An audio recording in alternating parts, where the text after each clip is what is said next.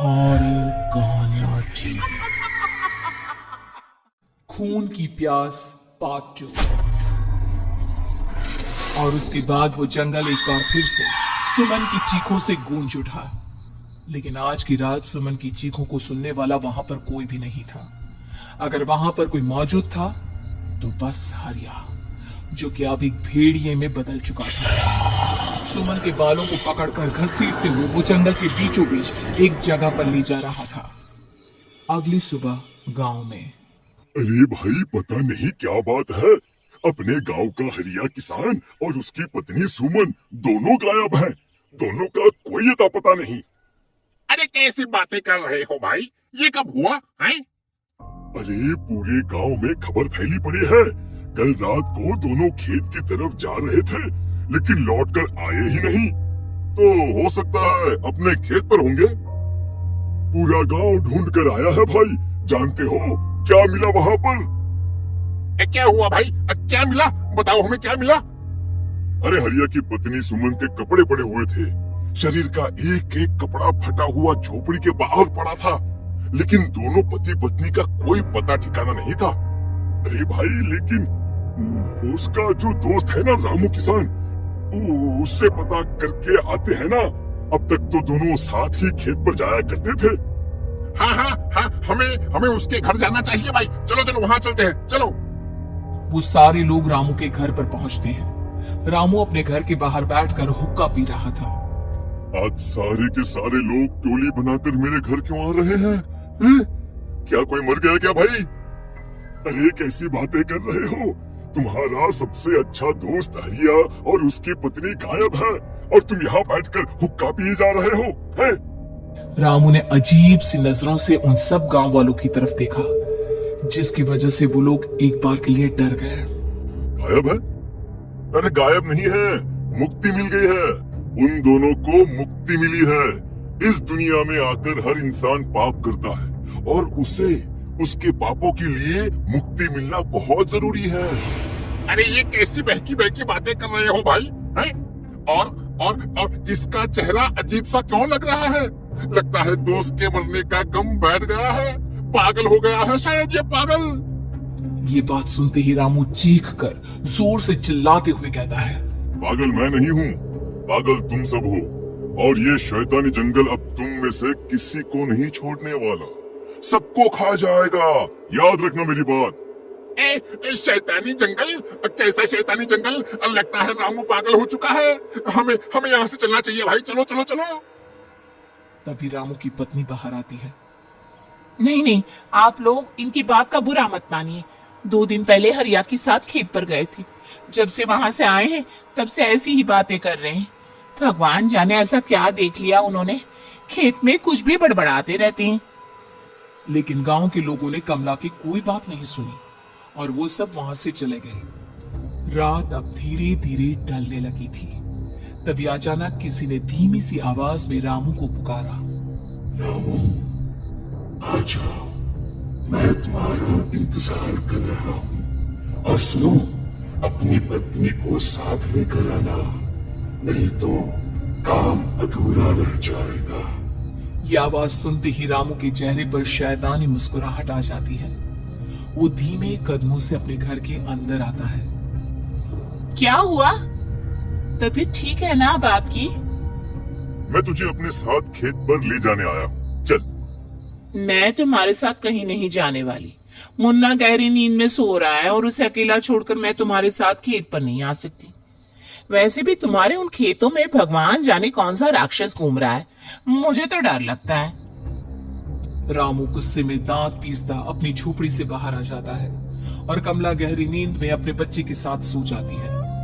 तभी अचानक रात को रामू की झोपड़ी के ऊपर एक साया वही गाना गुनगुनाते हुए घूमने लगता है जो हरिया के मोबाइल में बजा करता था। मैं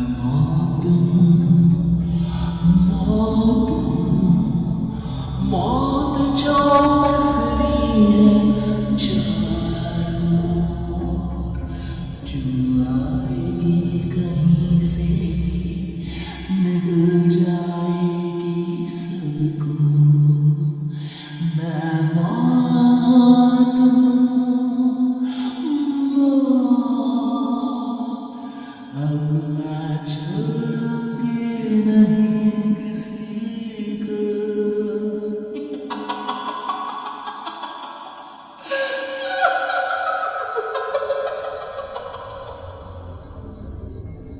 ये आवाज सुनकर रामू की पत्नी कमला की आंख खुलती है और वो देखती है कि उसका मुन्ना अपनी जगह से गायब था। कमला चीखते हुए बाहर दौड़ कर आती है। वहां पर उसने देखा कि रामू ने अपने बच्चे को झोपड़ी के बाहर एक पेड़ से उल्टा लटकाया हुआ था और उसका बच्चा चीख चीख कर रो रहा था। वहीं दूसरी तरफ एक साया बच्चे के ठीक नीचे आग जलाकर उसके चारों तरफ हैवानों की तरफ नाच रहा था। छोड़ दो मेरे बच्चे को। अरे क्या कर रहे हो तुम? शर्म नहीं आती तुम्हें अपने ही बच्चे को इस तरह मौत के हवाले करते हुए? अपना बच्चा? किसने कहा ये मेरा बच्चा है? अरे ये तो उस रामू की औलाद है, इस गांव के किसान रामू की, और मेरी दुश्मनी इस गांव के हर इंसान के साथ है। क्या कैसी बात कर रहे हो तुम? और ये औरत कौन है? ये मेरे बच्चे को खा जाएगी। तभी अचानक से उस साया ने एक बेहद खतरनाक दिखने वाली औरत का रूप ले लिया और उसकी आंखों से आग निकल रही थी। सही पहचाना तूने, मैं तेरे बच्चे को खा जाऊंगी। अगर तू अपने इस हैवान पति रामू के साथ जंगल लेके आई, मैं तेरे बच्चे को खा जाऊंगी। लेकिन क्यों? आखिर क्या चाहते हो तुम मुझसे? मुझे जंगल क्यों ले जाना चाहती हो? औरत बुरी तरह से ठहाके मार मार कर जोर जोर से हंसने लगी और साथ में ये तो तुझे वहाँ चलने के बाद ही पता चलेगा ना।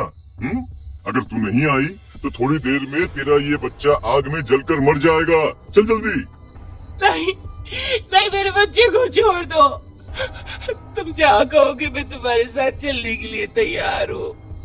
और उसके बाद उस बच्चे को झोपड़ी में लिटाकर आगे आगे वो साया चल रहा था और उसके पीछे पीछे रामू अपनी पत्नी के बाल पकड़कर उसे घसीटते हुए जंगल की तरफ ले गया। जंगल में जाने के बाद कितनी खूबसूरत हो। आज की रात बस तुम और मैं एक दूसरे के साथ रहेंगे। मुझे तुमसे बहुत डर लग रहा है। तुम्हें क्या हो गया है? तुम तो बिल्कुल ठीक थे। वो होगा जो हमारे बीच होना चाहिए। तो आओ अपने आप को मेरे हवाले कर दो। कमला ने डर की वजह से अपनी दोनों आंखें कसकर बंद कर ली थी। रामू ने बुरी तरह से चीख कर कमला से कहा, आंखें खोलो अपनी और मेरी तरफ देखो। कमला ने जैसे ही अपनी आंखें खोली उसने देखा कि रामू एक खतरनाक खूनी हैवान में बदल चुका था। कौन हो तुम? जाने दो मुझे। क्या चाहते हो मुझसे? वही जो एक आदमी एक औरत से चाहता है। मैं तुम्हारा पति रामू नहीं, बल्कि इस जंगल का एक भेड़िया हूँ, और आज की रात तुम्हारे खून से अपनी प्यास बुझा जाऊंगा। और उसके बाद वो जंगल कमला की दर्दनाक चीखों से गूंज उठा। अगली सुबह कमला के कपड़े भी जंगल में उसी तरह पाए गए जैसे कि सुमन के पाए गए थे। इस घटना के बाद पूरे गांव में दहशत का माहौल था। अपने माँ बाप की मौत और गांव में हो रहे इस तरह की घटनाओं की खबर सुनकर किशन शहर से गांव लौट आया था। अपने माँ बाप की बेदर्द मौत की वजह से वो बहुत परेशान था। तभी अचानक उसे अपने घर में खाट के नीचे पड़ा हुआ वो मोबाइल फोन मिला जो उसने अपने पापा हरिया को गिफ्ट किया था। अरे कितने प्यार से पापा के लिए मोबाइल फोन लेकर आया था। इसे एक दिन भी काम में नहीं ले पाए। और आखिर कौन है जो गांव में इस तरह की हत्याएं कर रहा है? क्या है इन सब के पीछे? क्या है? मुझे पता करना ही होगा, वरना एक दिन पूरा का पूरा गांव खाली हो जाएगा। इस गांव में एक भी जिंदा इंसान नहीं बचेगा। गांव के लोगों की मदद करने के इरादे से किशन अपने गांव से दूर एक दूसरे गांव में बहुत बड़े तांत्रिक के पास मिलने के लिए गया। तांत्रिक बाबा, अब आप ही कुछ उपाय बता सकते हैं। भगवान जाने हमारे गांव को किसकी नजर लग गई है। नजर नहीं लगी है, किसी ने तुम्हारे गांव को बद्दुआ दी है। किसी सताई हुई आत्मा का प्रकोप है और अब वो पूरे गांव में किसी को नहीं छोड़ेगी जब तक उसकी आत्मा को शांति नहीं मिल जाती। अरे लेकिन ऐसा कौन है बाबा? किसकी आत्मा है और कैसे मिलेगी उसे शांति? मौत है मौत, कहीं से भी आएगी और सबको निगल जाएगी। इससे बचने का सिर्फ एक ही उपाय है, लेकिन उस उपाय को करना आसान नहीं होगा। जो भी उस उपाय को करने की कोशिश करेगा उसकी जान जा सकती है। भले ही मेरी जान चली जाए, लेकिन मैं अपने गांव के लोगों की जान बचाने की पूरी कोशिश करूंगा बाबा। तो ठीक है फिर, अगली अमावस की रात जैसा मैं कहता हूँ वैसा ही करना। अमावस की रात तांत्रिक के बताए अनुसार किशन अपने साथ केरोसिन लेकर जंगल की तरफ चल पड़ा। उसके हाथ में देवी के मंदिर का सिंदूर भी था। किशन जंगल के बीचों बीच पहुंचा। ये देखकर उसकी आंखें फटी की फटी रह गई। वहां एक उबलते पानी का तालाब था और कई लोगों की लाश लटक रही थी। किशन की माँ बाप की लाश भी वहीं थी। माँ, बापू, क्या हो गया? ये क्या हो गया? तभी वहां पर एक औरत और आदमी आते हैं। उन्हें देखकर किशन चौंक जाता है। गोपाल काका, आपकी तो 5 साल पहले मौत हो गई थी। और निर्मला काकी, आप? मौत तो हो गई थी, लेकिन तुम ये नहीं जानते कि हमारी मौत कैसे हुई थी। क्या कहना चाहते हैं आप? कुछ नहीं, बस ये जान लो कि अब इस गांव में कोई जिंदा नहीं बचेगा। लेकिन क्यों काकी? क्योंकि 5 साल पहले इन गांव वालों ने मुझे डायन बताकर पत्थर मार मार के मार डाला। मेरी कोई गलती नहीं थी। गांव का एक बच्चा क्या लापता हुआ, सारा इल्जाम मेरी पत्नी पे डाल दिया। और जब मैंने निर्मला की जान बचाने की कोशिश की तो मुझे भी मार डाला। आपके साथ ये बहुत गलत हुआ काकी, लेकिन आप जो कर रहे हैं वो भी सही नहीं है ना?